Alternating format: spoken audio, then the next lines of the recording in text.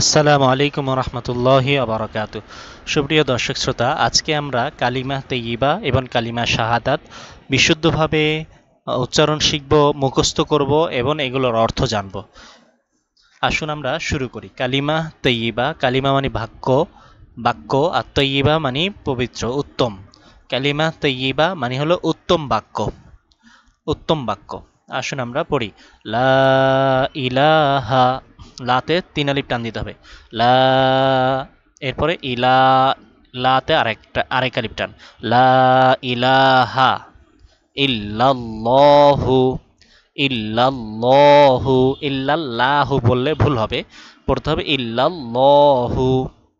লা ইলাহা ইল্লাল্লাহু, ইল্লাল্লাহু। সবাই বারবার পড়েন। লা ইলাহা ইল্লাল্লাহু, লা ইলাহা ইল্লাল্লাহু। অনেকে ইল্লাল্লাহু বলেন, এটা ভুল, ইল্লাল্লাহু পড়তে হবে। লা ইলাহা ইল্লাল্লাহু মুহাম্মাদুর রাসূলুল্লাহ। হা গলার ভেতর থেকে, হা ওই যে রাজহাঁসের মতো, হাঁসের মতো প্যাক প্যাক আওয়াজ হবে। হা, হা, হা এরকম। মুহাম, মুহাম, মিমে গুন্না করতে হবে, ওয়াজিব গুন্না। মুহাম, এই যে মুহাম বলে আওয়াজ আটকে রাখলাম, এটা হলো গুন্না। এই গুন্নাটা এখানে করতে হবে। মুহাম্মাদুর রাসূলুল্লাহ, মুহাম্মাদুর রাসূলুল্লাহ। অনেকে মুহাম্মাদুর রাসূলুল্লাহ বলে, রাসূলুল্লাহ, রাসূলিল্লাহ, বিভিন্ন জন বিভিন্ন রকম বলে। রাসূল বলা যাবে না, রাসূলুল্লাহ, র মোটা করে। মুহাম্মাদুর রাসূলুল্লাহ, মুহাম্মাদুর রাসূলুল্লাহ। লা ইলাহা ইল্লাল্লাহু মুহাম্মাদুর রাসূলুল্লাহ। বারবার পড়েন। লা ইলাহা ইল্লাল্লাহু মুহাম্মাদুর রাসূলুল্লাহ। এই কালিমার অর্থ হলো লা নেই, ইলাহা উপাস্য, নেই কোনো উপাস্য, ইল্লাল্লাহ আল্লাহ ব্যতীত, আল্লাহ ব্যতীত কোনো উপাস্য নেই, ইবাদতের উপযুক্ত কোনো স্রষ্টা নেই। মুহাম্মাদুর রাসূলুল্লাহ, মুহাম্মদ আল্লাহর রাসূল, আল্লাহ ছাড়া কোনো উপাস্য নেই, মুহাম্মদ হলেন আল্লাহর রাসূল। মূলত কালিমা বিশ্বাস করা হলো, বিশ্বাসের মাধ্যমে একজন মানুষ মুসলমান হয়। কালিমা মুখস্থ করা এটা ফরজ, ওয়াজিব, সুন্নত কিছুই না, বরং কালিমা বিশ্বাস করা এটা হলো ফরজ, এবং শুধু ফরজ না, সমস্ত ফরজের শ্রেষ্ঠ ফরজ, সঈদুল ফারায়েস বলতে পারি আমরা, সমস্ত ফরজের শ্রেষ্ঠ ফরজ।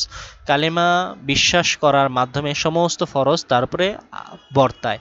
কেউ যদি কালিমার বিশ্বাসের এই ফরজটা আদায় না করে, তাহলে অন্যান্য ফরজ তারপরে আসেই না। তার জন্য নামাজ পড়া লাগে না, রোজা রাখা লাগে না, সে চিরস্থায়ীভাবে জাহান্নামী হয়ে যায়, কাফের হিসেবে আল্লাহর কাছে বিবেচিত হয়। তো মূলত কালিমার এই অর্থগুলো মুখস্থ করা ফরজ। আর কালিমা এটা পবিত্র বাক্য, উত্তম বাক্য, এই হিসেবে সকলের মুখস্থ থাকাটা দরকার, জরুরি। আচ্ছা, তাই মুখস্থ করুন। বাকি অর্থটা হলো বেশি ভালোভাবে দিলে ধারণ করতে হবে। আল্লাহ ছাড়া ও ইবাদতের উপযুক্ত কেউ নেই, মুহাম্মদ হলেন আল্লাহর রাসূল, সর্বশেষ রাসূল। আচ্ছা, লা ইলাহা ইল্লাল্লাহু মুহাম্মাদুর রাসূলুল্লাহ। এরপর কালিমায়ে শাহাদাত। কালিমা মানে বাক্য, শাহাদাত মানে সাক্ষী, সাক্ষী দানের বাক্য। আগে আমরা যেটা পড়লাম, আল্লাহ ছাড়া কোনো মাবুদ নাই, মুহাম্মদ আল্লাহ রাসূল, এই দুইটা জিনিসের সাক্ষী দেওয়া হবে যে কালিমা বাক্যের মাধ্যমে, সেটা হলো কালিমায়ে শাহাদাত। আসুন আমরা পড়ি। আশহাদু, অনেকে আশহাদু বলে, আশহাদু ভুল এবং মারাত্মক পর্যায়ের ভুল। পড়তে হবে কি আশ হাদু, আশ হাদু, দুইটা জিনিস। এটা হলো আশ, সরেয়া তালব বস, আশ, হ আকার হা, দরস্কার দু, হাদু। আশহাদু আল্লাহ ইলাহা, আশহাদু আল্লাহ ইলাহা ইল্লাল্লাহু, ইল্লাল্লাহু। আশহাদু আল্লাহ, লাতে তিন আলিফ টান, ইলাহা, আশহাদু আল্লাহ ইলাহা, আশহাদু আল্লাহ ইলাহা ইল্লাল্লাহু, ইল্লাল্লাহু। এতটুকু হলো একটা অংশ কালিমা শাহাদাতের। আশহাদু আল্লা ইলাহা ইল্লাল্লাহ, এই লা ইলাহা ইল্লাল্লাহ আগে পড়েছিলেন না, ওইটাই এখানে। এখানে শুধু আশহাদু আন এতটুকু শব্দ অতিরিক্ত হয়েছে। এরপরে লা ইলাহা ইল্লাল্লাহ এটা আগেও আমরা কালিমা তৈয়বার মাঝে পড়ে এসেছিলাম।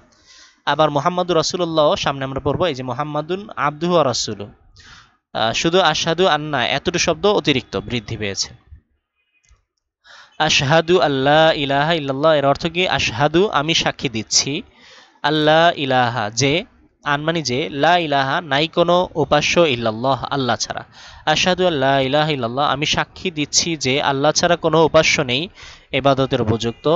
এরপরে ওয়া আশহাদু আন্না, এখানে ওয়া আশহাদু, আশহাদু বললে ভুল হবে। ওয়া আশহাদু আন্না, ওয়া আশহাদু আন্না মুহাম্মাদান, মুহাম্মাদান আবদুহু ওয়া রাসূলুহু, আবদুহু ওয়া রাসূলুহু, ওয়া আশহাদু আন্না মুহাম্মাদান আবদুহু ওয়া রাসূলুহু, ওয়া আশহাদু পড়েন সবাই, আন্না, আন্না গুণনা করতে হবে, মুহাম্মাদান, এখানেও গুণনা করতে হবে।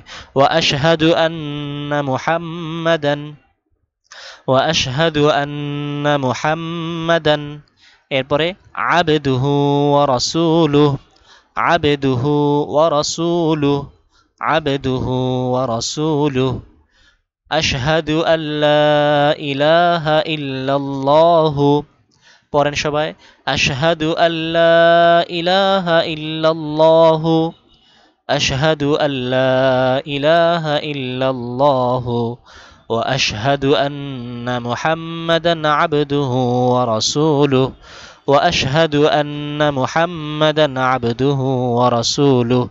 এই পরের অংশের অর্থ কি? ওয়া আশহাদু এবং আমি আরো সাক্ষী দিচ্ছি, আন্না যে, মুহাম্মাদান মুহাম্মদ হলেন, আবদুহু তার বান্দা, ওয়া রাসূলুহু এবং তার রাসূল, এবং আমি আরো সাক্ষী দিচ্ছি মুহাম্মদ হলেন তার বান্দা এবং রাসূল।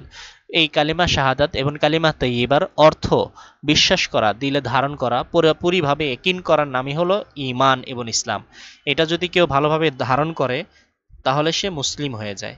এটা যদি বিশ্বাস না করে, এটার অর্থ যদি না বোঝে, কেউ যদি সারাদিনও কালিমা পাঠ করতে থাকে তাহলে সে মুসলমান হবে না। কোনো কাফের যদি লা ইলাহা ইল্লাল্লাহ, লা ইলাহা ইল্লাল্লাহর জিকির দৈনিক 1000 বারও পাঠ করে, 1000 বারও করে, তাহলেও ওই কাফের মুসলমান হতে পারবে না।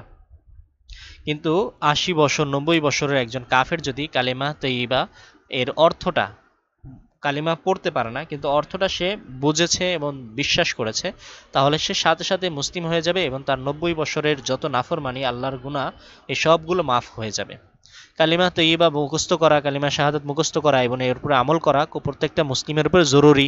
কালিমা তৈয়্যিবা 7 তবক আসমান জমিন এক পাল্লায় রাখলে, কালিমা অপর পাল্লায় রাখলে কালিমার ওজনই ভারী হয়ে যাবে। কালিমা পড়া, লা ইলাহা ইল্লাল্লাহ মুহাম্মাদুর রাসূলুল্লাহ পড়া অনেক ফজিলতের বিষয়। আর কালেমা শাহাদাত ওযুর পরে আকাশের দিকে তাকিয়ে কেউ যদি পাঠ করে তাহলে জান্নাতের 8টি দরজাই তার জন্য খুলে যাবে। আল্লাহ তাআলা আমাদের সবাইকে আমল করার এবং বোঝার তৌফিক দান করুক। আসসালামু আলাইকুম ওয়া রাহমাতুল্লাহি ওয়া বারাকাতুহু।